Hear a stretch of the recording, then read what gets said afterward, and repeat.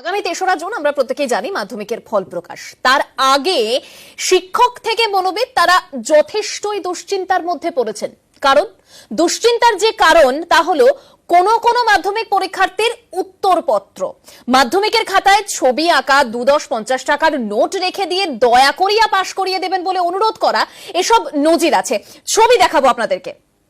যে ছবি আপনারা দেখছেন, এই নজির আমাদের কাছে রয়েছে। যেরকম আঁকা উত্তরপত্রে এঁকে রাখা, তারপরে সেখানে ২-১০ টাকার গুজে রাখা, বা বলা যায় যে নোট ঠিক খাতার ভাঁজে সেটা রেখে দিয়ে যে আমাকে দয়া করিয়া পাশ করিয়ে দেবেন, এরকম নজির আছে। কিন্তু তা বলে মাধ্যমিকের খাতার পাতায় গালিগালাজ লেখা, এই নজির নেই বললেই চলে। আর এই ঘটনার পরে শিক্ষক থেকে শিক্ষিকা শুরু করে অভিভাবক, এমনকি মনোবিদদের মনেও বিভিন্ন প্রশ্ন। উত্তরপত্রের শেষে দেখছেন সেখানে গালিগালাজ লেখা রয়েছে, অশ্লীল শব্দ লেখা রয়েছে।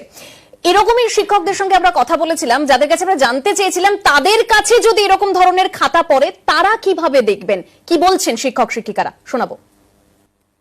এই বছর যেমন আমি শুনেছি ইনস্ট্রাকশনটা এরকম ছিল যে অপ্রাসঙ্গিক, মানে সেরকম যদি কোনো কিছু থাকে, অশ্লীল কিছু বা খুব বাজে কিছু, তাহলে আমাকে রিপোর্ট করতে হবে। কিন্তু এই বছর আমি সেরকম কোনো কিছু পাইনি, ফলে রিপোর্ট করার মতো কিছু হয়নি। না, আমাকে নিজেকে মনে হয় যে আমাকে তাহলে তাদেরকে ঠিক শিক্ষা দিতে পারিনি। এই লেখাটা তো তাদের পক্ষে উচিত নয়, কাম্য নয়। আমরা তো তাদের থেকে এটা এক্সপেক্ট করি না। তারা না পারলে ছেড়ে দেবে, এবং এটা দেখলে মাস্টারমশাই বা সবাই খুশি হবেন না। এই লেখাটা নিশ্চয়ই কাম্য নয়।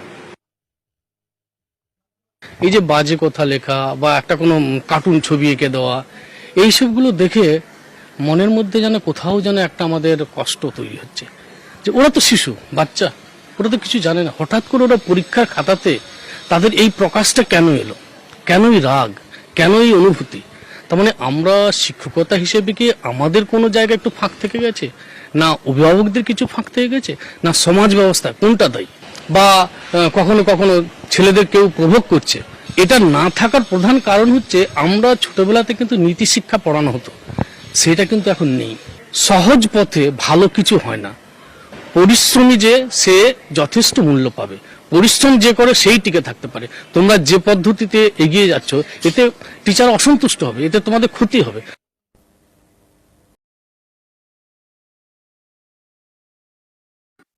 আগামী ৩রা জুন মাধ্যমিকের রেজাল্ট, কিন্তু এবছর সকলে পাশ করছে না। মাধ্যমিকে ফেল করতে চলেছে বহু পড়ুয়া, বহু স্টুডেন্ট, এমনটাই কিন্তু উঠে আসছে সূত্র মারফত।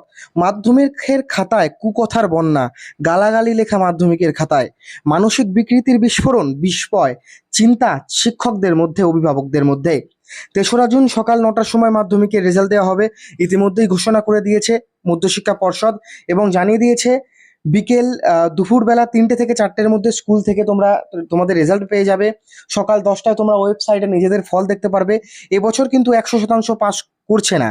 আগের বছর করোনার জন্য ১০০% পাস করেছিল, এবছর কিন্তু ১০০% স্টুডেন্টকেই পাস করানো হবে না, এমনটাও কিন্তু জানিয়ে দিয়েছে।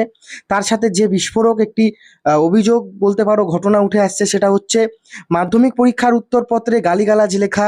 অনেকে ফাঁকা খাতা জমা দিয়েছে, অনেকে প্রশ্ন টুকে জমা দিয়ে দিয়েছে, তারা কিন্তু ফেল করে যাবে। কিন্তু তোমরা যারা একটু লিখে এসছো, যারা প্রজেক্ট ঠিকঠাক করেছো স্কুলে, তোমাদের প্রজেক্টে কিন্তু 10-এ 10 দিয়ে দেওয়া হবে, এবং যারা 25-এর আশেপাশে পাবে তারা কিন্তু পাস করে যাবে। তোমরা চিন্তা করো না, যারা ফাঁকা খাতা জমা দিয়েছে তারা কিন্তু ফেল করে যাবে।